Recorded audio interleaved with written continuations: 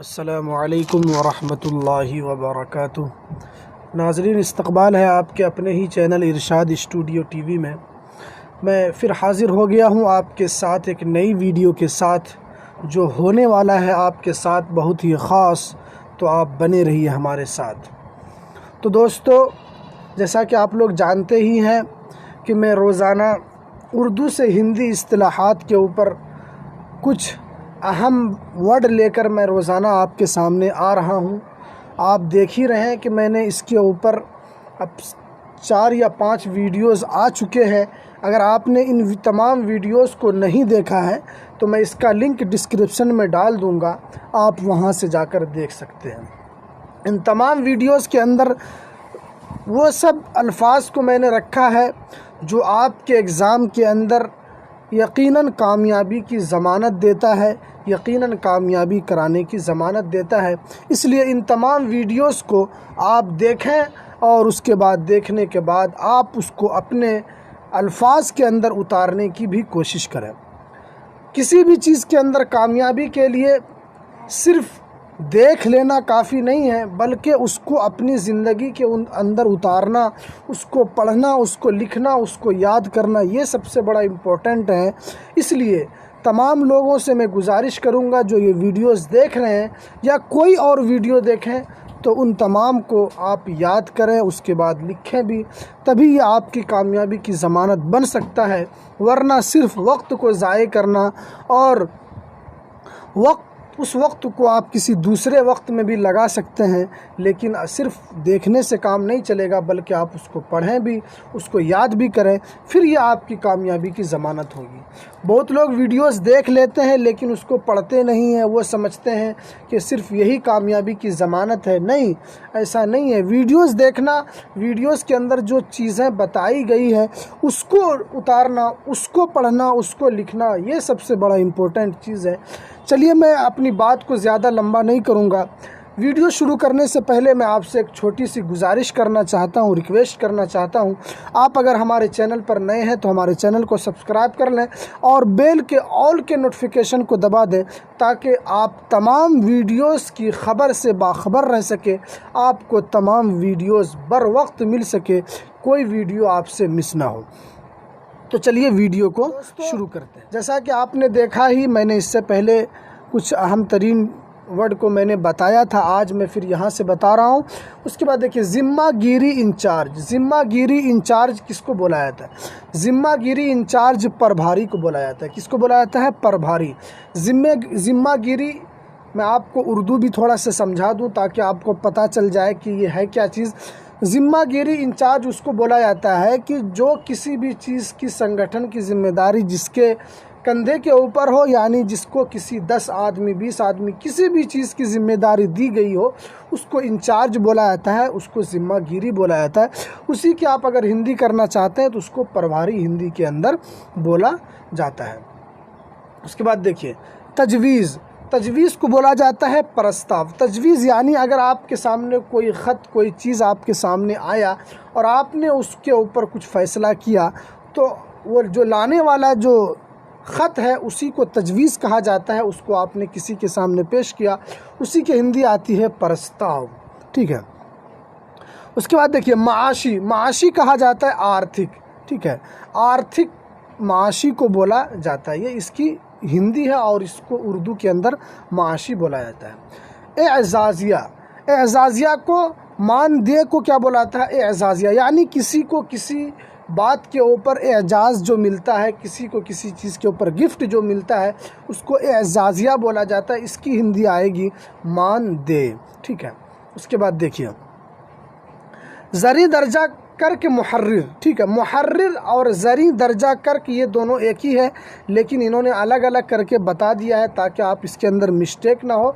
इसकी जो हिंदी आती है निम्न वर्गीय लिपिक। ठीक है, किसी भी दर्जे के एतबार से जो निचले दर्जे का होता है उसी को कहा जाता है निम्न वर्गीय लिपिक, और बाला दर्जा करके मुहर्रिर इसको बोला जाता है उच्च वर्गीय। ये जो निचला दर्जा है इससे थोड़ा से ऊपर होता है ये चीज़, उसी को बोला जाता है उच्च वर्गीय लिपिक को क्या बोला जाता है?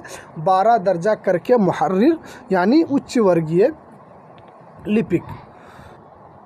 उसके बाद देखिए, मुसद्दिक़ा या तस्दीक़ शुदा दोनों एक ही चीज़ है। दोनों के अंदर किसी भी बात की तस्दीक की जाती है। मिसाल के तौर पर आपने कोई चीज़ किसी के सामने रखा और आपने कहा कि ये चीज़ अच्छी है, तो उन्होंने भी कह दिया कि हाँ भाई ये चीज़ अच्छी है, तो उसी को बोलते हैं तस्दीक़ शुदा, मुसद्दिक़ा उसी को बोला जाता है। अब अगर इसकी हिंदी आप अगर करना चाहते हैं तो इसकी आ जाएगी अभी प्रमाणित, और आप इसको तस्दीक़ शुदा की आप हिंदी बोलना चाहेंगे तो प्रमाणित। तो दोनों एक ही है, आप दोनों में से कोई अल्फाज को इस्तेमाल कर सकते हैं, कोई हरज इसके अंदर नहीं है।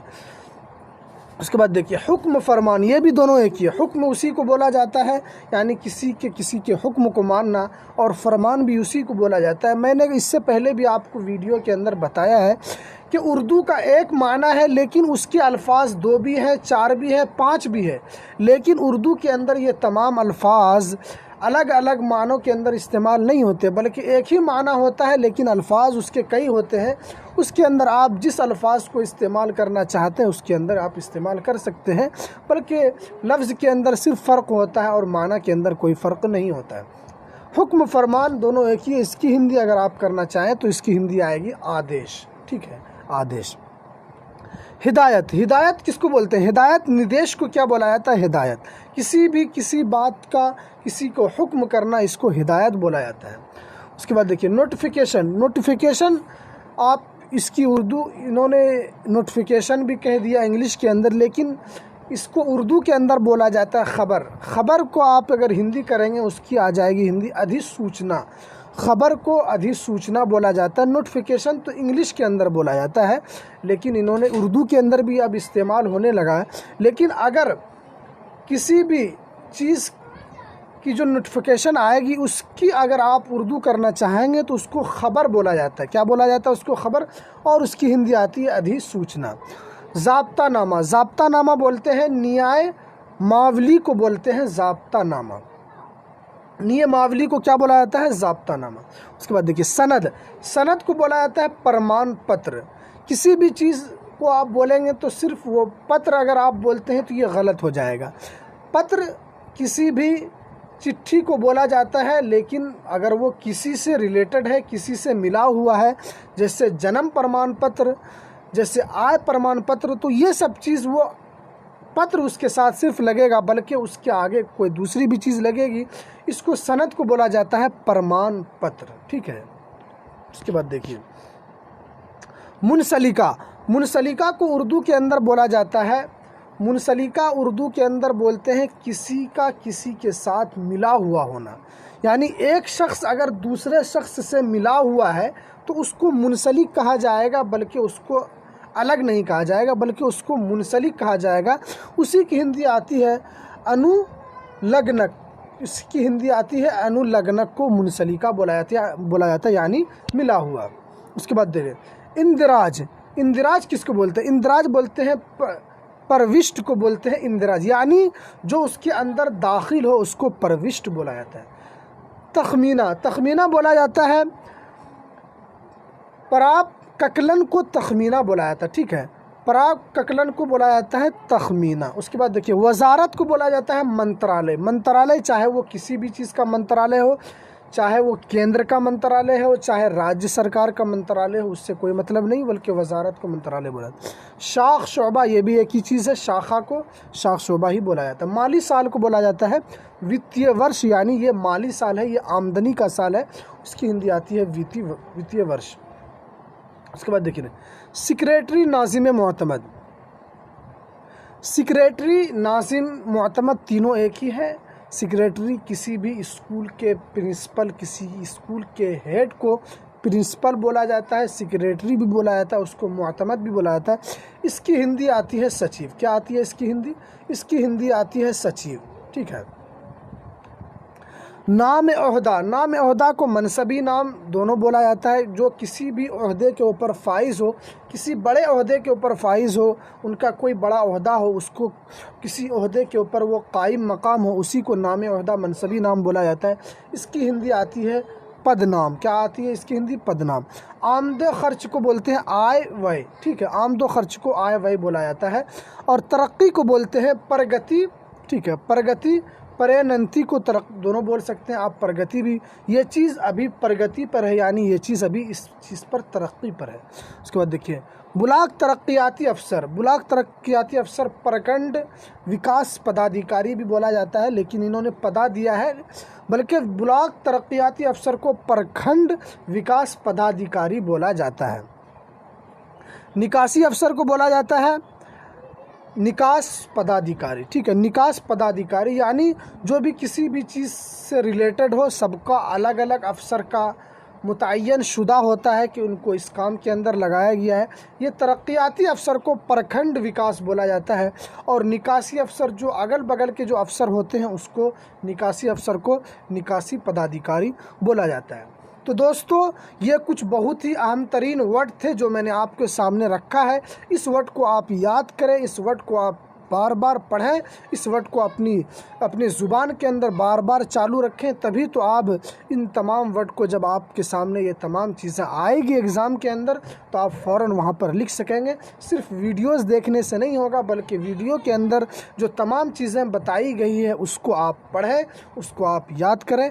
हमें दीजिए इजाज़त, फिर मिलते हैं किसी नई वीडियो के साथ। अस्सलामु अलैकुम व रहमतुल्लाहि व बरकातहू।